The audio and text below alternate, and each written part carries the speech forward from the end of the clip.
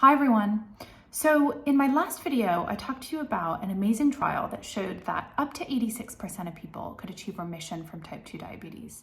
So I wanted to come back on this time and talk a little bit about what's actually happening, what's going on inside the body when somebody achieves remission from type 2 diabetes. To answer this question, I'm just going to pull up a trial by Professor Roy Taylor, one of the world's preeminent diabetes reversal researchers. And I'll just scroll straight on down, so I'll skip through some of the details.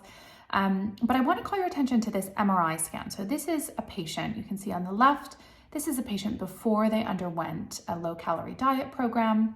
And on the right, this is after they underwent. This is obviously not the patient. This is a cross-section of their liver, so it's an MRI. You can see on the left, all of the bright green and red, that's showing 50 to 100% fatty concentration in the liver. So what's happened is that in this person with type 2 diabetes, there's been fat laid down inside of their organs that are meant to manage their blood sugars.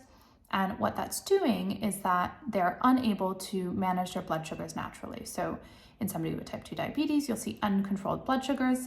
This is why people with type 2 are generally prescribed medications to help lower their blood sugars.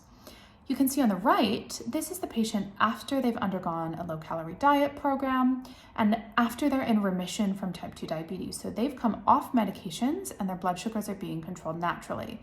And what's happened in the liver, and the same thing happens, by the way, in the pancreas, what's happened, you can see, is that that fatty infiltration has almost entirely gone away. So the cells that were previously essentially covered in fat molecules and unable to do their job to help the patient manage blood sugar, they've essentially been able to restore function because we've got rid of that fatty infiltration in the liver.